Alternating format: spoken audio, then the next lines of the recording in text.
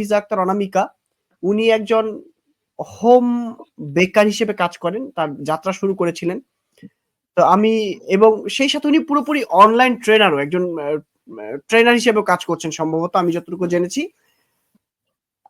আপু আপনার এই অনলাইনে ট্রেনিং করানোর আইডিয়াটা কিভাবে শুরু করলেন? এবং এই নিজেকে উদ্যোক্তা হিসেবে কাজ মানে শুরু করবেন এটা কবে থেকে আপনার চিন্তা আসলো এবং চিন্তাটা কার মাধ্যমে উৎসাহিত করেছিল? একটু যদি আমাদের সাথে শেয়ার করেন। আসসালামু আলাইকুম। আমি অনামিকা। আমি হচ্ছে কি বলবো, একজন হাউসওয়াইফ বা স্টুডেন্ট ছিলাম। তো তানভীর ভাইকে অনেক অনেক থ্যাঙ্কস এরকম একটা প্রোগ্রাম আমাদের জন্য অ্যারেঞ্জ করে দেওয়ার জন্য। কারণ এর মাধ্যমে আমরা যে কয়েকজন নারী উদ্যোক্তা আছে আমাদের দোহা নবাবগঞ্জে সবাই একটা প্ল্যাটফর্ম পেয়েছি নিজেদের স্টোরিটা বা কথাটা শেয়ার করার জন্য। তো ভাইয়াকে অনেক অনেক থ্যাঙ্কস।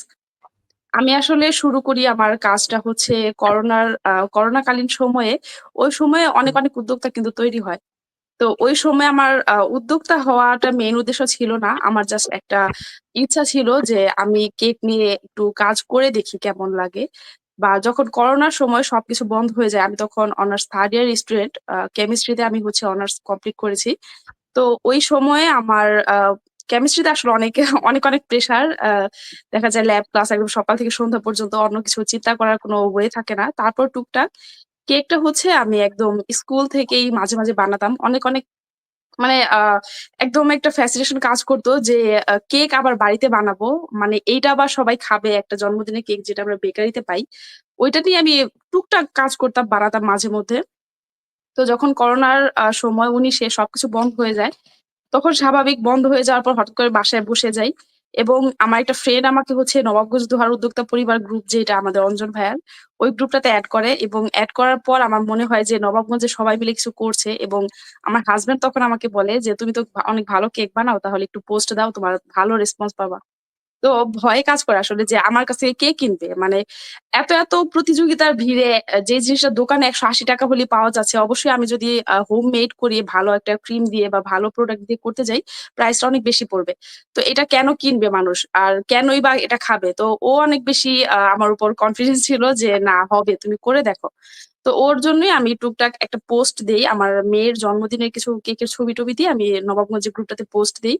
পোস্ট দেওয়ার 2 থেকে 3 দিনের মধ্যে কয়েকজন আমাকে নক করে কেক লাগবে, তো ওইখান থেকে একটা অর্ডার কনফার্ম হয়ে যায়। আমি টুকটাক জিনিসপত্র কিনে তারপর হচ্ছে পোস্ট করার পর আলহামদুলিল্লাহ ওই থেকে আজ পর্যন্ত থেমে থাকতে হয়নি। বছরে 365 দিনই বলবো আমি, এই 4 বছরে আমি কেক বানাই। এবং আলহামদুলিল্লাহ প্রতিদিনই আমি এই টুকটাক অর্ডার আমার থাকে। আর যেটা আসলে আমি শুরু করার আগে ভাবি নাই যে এত বেশি এত ভালো রেসপন্স পাবো। প্রথম দিকে দামটা নিয়ে অনেকেই বলতো যে আপু প্রাইসটা একটু কমাও, তাহলে আরো বেশি সেল হবে। তো এখানে আমি বলতে চাই আসলে আমার উদ্দেশ্য বেশি সেলের ছিল না, আমার উদ্দেশ্য ছিল যে আমি কিভাবে একটা ভালো প্রোডাক্ট দিব, সেটা প্রাইসটা যদি একটু বেশিও হয়, মানুষ যেন কিনে, তারা যেন হাসি মুখে আলহামদুলিল্লাহ এটা বলে যে আপু কেকটা অনেক ভালো ছিল, এবং রিপিট যেন আমার কাছে আসে নেক্সট টাইম। এটাই মানে আমার মেইন উদ্দেশ্য ছিল এটা, যে যতটা পারা যায় প্রাইসটা আমি কম রেখে আমি একটা ভালো প্রোডাক্ট দিব, সেইখান থেকেই শুরু করা। এবং আমি কখনো চিন্তা করিনি যে আমি ট্রেন করাবো বা ক্লাস নিব। অনামিকা, ক্লাস অনামিকা, অনামিকা সরি একটু ইন্টারাপ্ট করি। আপনি তো পেস্ট্রি কেক বানান। আপনার ওই যে কেকের উপর একটা চেরি বসায় দেয় না? হুম হুম হুম। আপনি কি চেরিটা ব্যবহার করেন? হ্যাঁ, অবশ্যই চেরি দেওয়া আমি হয়। চেরি আবার আমি দুই যেটা রকমের আছে, একটা হচ্ছে আমি যেটা বলতে চেয়েছি, আমি দোহার নবগঞ্জে যতবার কেক কিনেছি আমি চেরিটা দেখেছি। আমি চেরিটা আমার আমার মনে আছে আমি লাইফে একবার একটু মুখে দিয়েছিলাম। মুখে দিয়ে মনে হয়েছে এইটা আসলে চেরি না। গরম এইটা চা হচ্ছে থাকে। করম চাও না। এইটা সামথিং ডিফারেন্ট কিছু এবং ডেফিনিটলি এটা ক্ষতিকর কিছু। ভালো কিছু না, না। আপনি আমি বলছি কোন চেরি ব্যবহার করছেন হয়তো অনামিকা? চেরিটা হয়তো আপনি যেটা টেস্ট করছেন সেটা আসলে আমি বলতে পারবো না কোনটা। তবে চেরি একটা হচ্ছে যেটা সরাসরি দেশের বাইরে অনেক বেশি অ্যাভেলেবল, একদম র চেরি, যেটা আপনি বোটা সহ বা বীজ সহ ভেতরে পাবেন, সেটা হচ্ছে একটা। আর আমাদের দেশে যেটা প্রসেস হয়ে আসে সেটা হচ্ছে আমরা আমের যেরকম মোরব্বা খাই, এখন কাঁচা আম আমরা টেস্ট করছি সব সময়, এখন আমের মোরব্বার টেস্ট কিন্তু আলাদা। তো চেরি আমরা যেটা ইউজ করি সেইটার চেরিটা হচ্ছে ওইরকম মোরব্বা টাইপ হয়ে আসে। আর লোকাল বাজারে পাওয়া যায় 10 টাকায় 20 পিস করে সেল করে, সেইটা হচ্ছে করম চাটাকে কেমিক্যাল প্রচুর পরিমাণে রং টং দিয়ে জাল করে, যেটা খুবই ক্ষতিকর। তো অরিজিনাল ফ্রেশ যেটা, ওটা আপনি বেকিং আইটেমের দোকানে গেলে আপনাকে দিয়ে দিবে। দুইটা অপশনই আছে আপনার, কম এবং বেশি। এখন যেটি ওই যে অরিজিনাল চেরি দিতে গেলে কেকের প্রাইসটা একটু বেশি পড়বে, আর নকলটা দিলে তো এটা বোঝাই যায়। আরেকটা হচ্ছে চেরির পাই ফিলিং কিনতে পাওয়া যায় বিভিন্ন ক্যানে, আমেরিকান গার্ডেন বা আলদিয়া ব্র্যান্ড, বিভিন্ন ব্র্যান্ডের আছে, এটা যারা আমরা বেকার্স আছি তারা জানি। ওই ব্র্যান্ড গুলোতে আপনি অরিজিনাল চেরি পাবেন, ব্লুবেরি পাবেন, স্ট্রবেরি পাবেন। এগুলো হচ্ছে পাই ফিলিং বলে, যেগুলো আমরা কেকের ভেতরে বা বিভিন্ন ধরনের পাই বানাতে ইউজ করি। তো ওইগুলা আমি চেষ্টা করি সবসময় যে গুলশান থেকে হোক বা যেখান থেকে হোক আমি কালেক্ট করার। এবং অরিজিনাল যে ফ্রুট আপনি যেটা কথা বললেন, চেরিটা বোটা সহ বা ভেতরে বীজ সহ একদম র চেরিটা যেটা, সেটা ইউনিমার্টে পাওয়া যায়। সব জায়গায় কিন্তু অ্যাভেলেবল না, তো আমাদের দোহানবাবগঞ্জে অ্যাভেলেবল না। সেগুলো অর্ডারটা যখন আমাদের আসে আমি খুব সুন্দর করে সেটা ক্যান্সেল করে দিই। আমার এরকম না যে আমার সেল করতেই হবে। আমার কথা হচ্ছে কাস্টমারের সবসময় আমি এটা ক্লিয়ার করে দেই যে যে ছবিটা আপনি দিবেন একদম 100% সেম হবে না। আমার হাতের কাজ এটা, কোনো ফটোকপি প্রিন্ট মেশিন না যে প্রিন্টে দিলে আমার সেম বের হয়ে আসলো। এটা আমি আগেই ক্লিয়ার করে দিই। টেস্ট নিয়ে আমি আলহামদুলিল্লাহ এই পর্যন্ত কোনো কমপ্লেন আমার এখনো আসেনি। হয়তো হাতের কাজ ডেকোরেশন একটু আধটু হয়ে যায়, তারপর নেগেটিভ রিভিউটা আমি চাই যে কাস্টমার কোনো কিছু যদি খারাপও হয় সেটা যেন আমার সাথে শেয়ার করে, যাতে সেটা আমি পরবর্তীতে ঠিক করে ফেলতে পারি। সবসময় পজিটিভ চাইবো, পজিটিভ বললে আমি একদম খুশি থাকবো, নেগেটিভ বললে রেগে যাব, এই চিন্তাটা আমার ভেতর নাই। অবশ্যই খারাপ লাগতেই পারে, সবার টেস্ট সেম না। আরেকটা ভাইয়া যেটা বললো যে ট্রেনিং এর কথা, আমি আমার একটা পেজ আছে যেটা হচ্ছে ফ্রেশ কেক বাই অনামিকা। এই পেজটা আমার ওপেন করার পেছনে মূল কারণ ছিল অঞ্জন ভাইয়া বলেছিল প্রথমে যে পেজে গ্রুপে পোস্ট করলে তোমাদের পেজ লাগবে, সবাই একটা পেজ খুলে নিবা তাহলে ভালো হবে। তো ওইখান থেকেই পেজ খুলি, পেজের একটা নাম সিলেক্ট করি, জাস্ট ওপেন করে রাখি। তো আলহামদুলিল্লাহ আজ 1-1.5 বছর ধরে আমার পেজটা খুব ভালো রানিং। এটার এখন প্রায় 1,64,000 প্লাস ফলোয়ার্স আছে এখনো, যেটা সম্পূর্ণটা অর্গানিক। তো গ্রুপে যখন আমি আমার কেকের ছবি ভিডিও পোস্ট করি, সেইখান থেকে অনেক অনেক আপুরা আমাকে ইনবক্স করতে শুরু করে, আপু তুমি ক্লাস নাও, তোমার ক্লাস আমরা করতে চাই। তো অবশ্যই ক্লাস নিতে গেলে এটা বিশাল একটা দায়িত্ব, আমার অনেক অনেক কিছু তাদের শেয়ার করতে হবে বা আমার উপর অনেক বেশি দায়িত্ব পড়বে। তো আমি যেহেতু অনেক জায়গা থেকে ট্রেন করা ছিলাম প্রফেশনালি, আমি ট্রেনিং নিয়েছি কয়েকটা জায়গা থেকে, সার্টিফিকেট প্রাপ্ত। তো ক্লাস নেওয়াটা মোটামুটি আমার কাছে একটু আইডিয়া আছে যে কিভাবে কি করলে ভালো হয়। তবে ক্লাসেও আমি চেষ্টা করি আমার একটা স্টুডেন্ট যদি একটা ক্লাস করে সে যেন পরবর্তী আরো 10টা ক্লাস আমার কাছে করতে আসে, এবং আলহামদুলিল্লাহ যেটা আসলে এখনো হয়ে আসছে।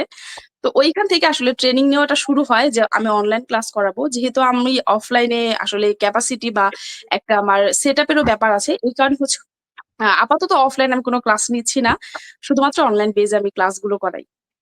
জি, ধন্যবাদ অনামিকা। আমি আপনার কাছে একটা ছোট্ট এক কথায় জানতে চাবো হুম। যে আপনার ইউএসপি কি? মানে ইউনিক সেলিং পয়েন্টটা কি? যে আপনার যে প্রোডাক্ট ইউনিক, মানে কি ইউনিক আপনার?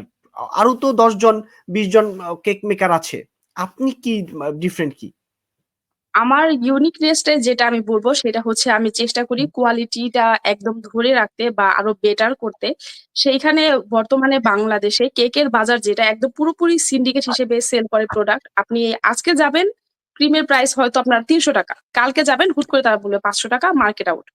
কোনো কিছু করার নেই। ওই সময় কিন্তু আমি ২০০ টাকার কোনো ক্রিমে সুইচ করি না। আমি ওই ৫০০ টাকা দিয়ে ক্রিম আনি এবং কেক, একটা কেক হলে সপ্তাহে একটা সেল করব, কিন্তু কোয়ালিটি এবং সেইটা আমি ধরে রাখার চেষ্টা করি শুরু থেকেই, এবং এটা আমি সবাইকেই বলবো যারা নতুন আছে, আমরা আ বেশি সেল করব। ধন্যবাদ অনামিকা। এই কারণে তাহলে কোয়ালিটির যেন ড্রপ না হয়। আপনি যেহেতু একজন ট্রেনার, আপনাকে কেউ যদি আপনার কাছে ট্রেনিং করতে চায়, সেক্ষেত্রে আপনাকে কিভাবে পাবে? এবং আপনার ফি যদি আপনি বলতে সংকোচ না করেন, কেমন ফি নিচ্ছেন?